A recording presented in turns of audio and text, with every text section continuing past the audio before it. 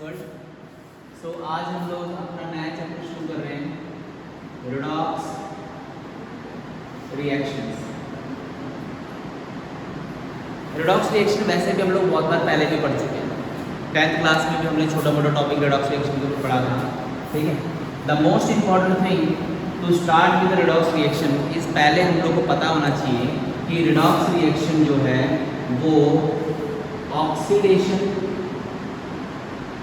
और रिडक्शन का एक mixture, that is such a reaction where oxidation and reduction simultaneously occurs is known as a redox reaction।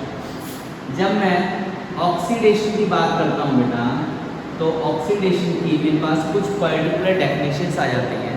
कुछ lower class में हम पढ़ के आए हैं, जैसे oxidation is addition of oxygen. किसी भी कंपाउंड के अंदर या मॉलिक्यूल के अंदर जब मैं ऑक्सीजन का एडिशन कर देता हूँ तो मेरा ऑक्सीडेशन बनता है। जैसे C+O2 से CO2, सिंपली मैंने ऑक्सीजन ऐड कर दिया इसमें। जैसे H2+O2 से H2O, यहाँ हाफ हो, ठीक है। मतलब हाइड्रोजन के अंदर मैंने ऑक्सीजन ऐड कर दिया तो ये भी क्या होगा, मेरे पास ऑक्सीडेशन होगा।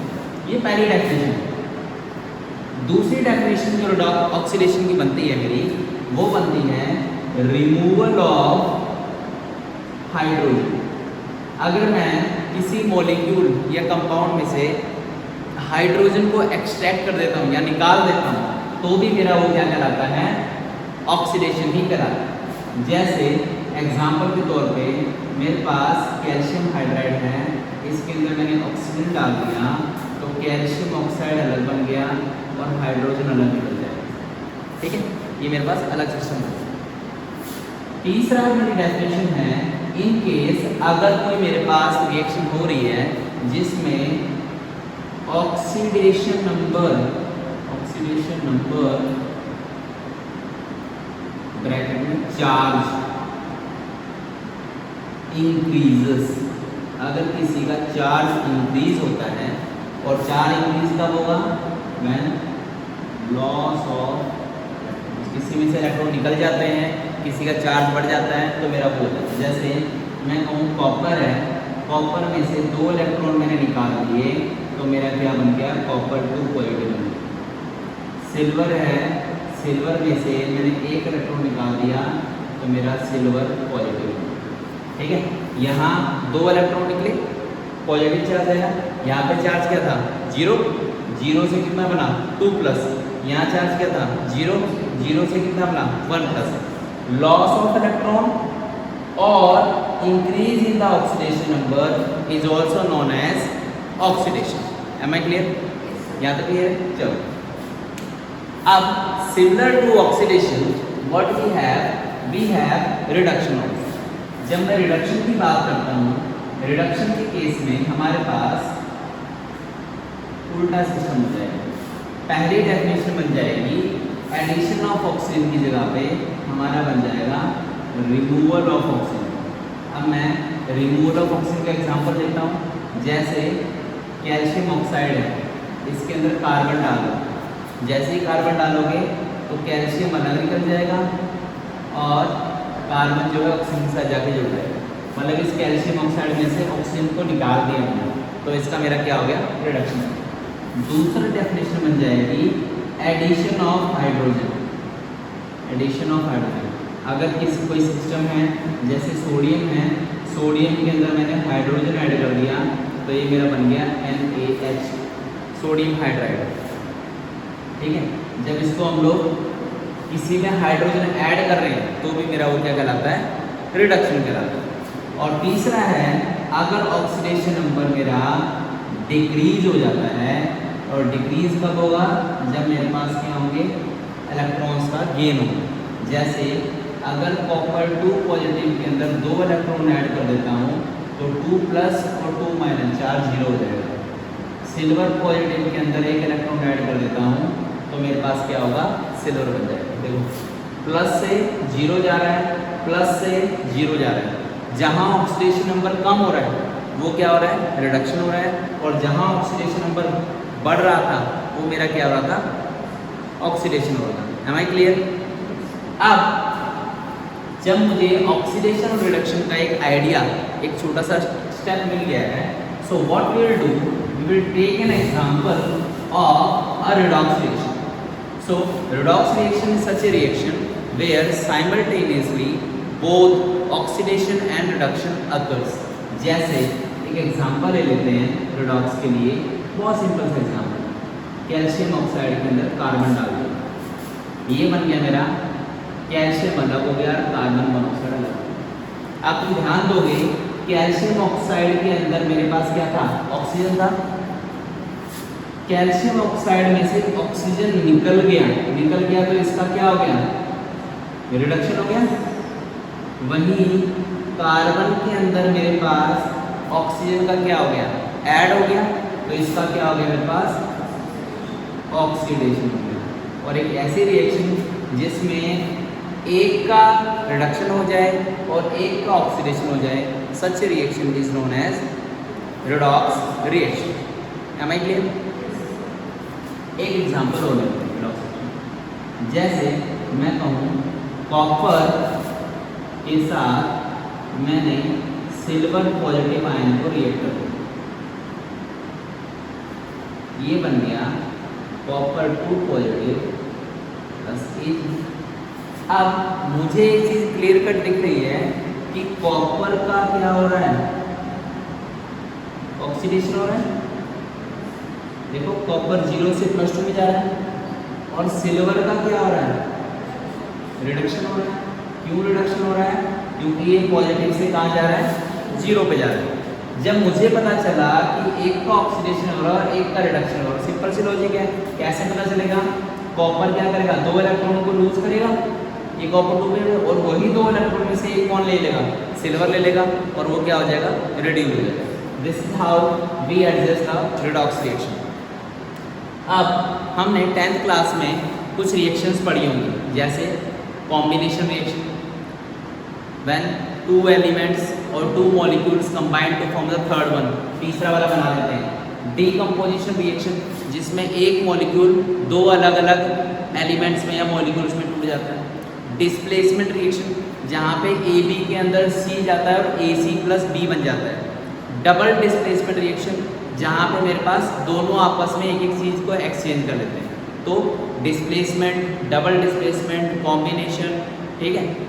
और इसके अलावा डिस्प्रोपोर्शनेट रिएक्शन भी होती है हमारे पास। जब मेरे पास इस तरीके से अलग अलग रिएक्शन होती है ना, अलग अलग रिएक्शंस के अंदर मेरे पास रिडॉक्स रिएक्शन की होने की फिजिबिलिटी बढ़ जाती है।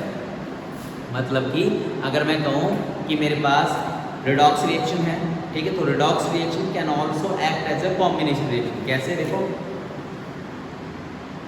C + O2 CO2 बन रहा है, कॉम्बिनेशन हो रही है, ठीक है। या इसका और बेटर एग्जाम्पल ले लेते हैं, NaH के अंदर O2 डाल दो, NaH के अंदर O2 डाल दो, ठीक है, तो ये Na अलग हो जाएगा और H2 अलग हो जाएगा। देखो इसमें से सोडियम में से हाइड्रोजन निकल गया, ठीक है, और इसके अंदर हाइड्रोजन ऐड हो गया, ठीक है। तो इस तरीके से मेरा एक का ऑक्सीडेशन हो रहा है, एक का रिडक्शन, ये दोनों कंबाइन कर रहे हैं। दूसरा एग्जांपल ले सकते हो, जैसे हमारे पास C + O2 से CO2 बन रहा था, वो भी कॉम्बिनेशन का एग्जांपल था। डीकम्पोजिशन के लिए भी हम लोग ऐसे अलग अलग एग्जांपल्स ले सकते हैं। अब हमारा मोस्ट इंपॉर्टेंट टॉपिक है इस चैप्टर के अंदर, वो है ऑक्सीडेशन नंबर फाइंड करना। How to find out the oxidation state या oxidation number of an element in a molecule. एक मॉलिक्यूल के अंदर हम कैसे फाइंड करेंगे उसका ऑक्सीडेशन नंबर या ऑक्सीडेशन स्टेट। इसको फाइंड करने के लिए मुझे ये पता होना चाहिए कुछ का कि किसके ऊपर -1 चार्ज है, किसके ऊपर -2 चार्ज है, किसके ऊपर -3 चार्ज है और किसके ऊपर +1 चार्ज है। कॉमन एलिमेंट जिनके ऊपर ये चार्ज होता है, जैसे lithium, hydrogen, lithium, sodium, potassium, ये सारे +1 वाले हैं, ठीक है। -1 वाले Cl Br I F ये सारे -1 चार्ज वाले, O और सल्फर H2 नेगेटिव -1 -1 और नाइट्रोजन के ऊपर -1। बस इतना मुझे याद है। अब इन सब के ऊपर +1 चार्ज होता है। अब देखना मैं कैसे करता हूँ। मैं एक छोटा सा एग्जाम्पल देता हूँ। जैसे मेरे पास है MnO2, इसमें मुझे Mn का ऑक्सीडेशन स्टेट निकालना, समझना जा सकता है। मुझे Mn का निकालना है ना, जिसके नीचे अंडरलाइन की होगी उसका निकालना होगा। मान लो मुझे Mn का ऑक्सीजन स्टेट निकालना है, तो Mn को मान लेते हैं X। ऑक्सीजन का कितने ऑक्सीजन है? 2। हर ऑक्सीजन का चार्ज कितना होता है? -2। ओवरऑल कितना? 0। तो X -4 0 X +4। तो Mn के ऊपर चार्ज क्या आ गया? +4। एक एग्जांपल और लेते हैं। जैसे मैं कहूँ Cr2O3 को निकाल। अब ये Cr जो है ना, Cr का निकालना है। अब कितने Cr है यहाँ पे? 2 Cr को मैं क्या लिख लूँगा? 2x प्लस 3 इंटू ऑक्सीजन पे चार्ज क्या होता है? -2 इज इक्वल टू 0।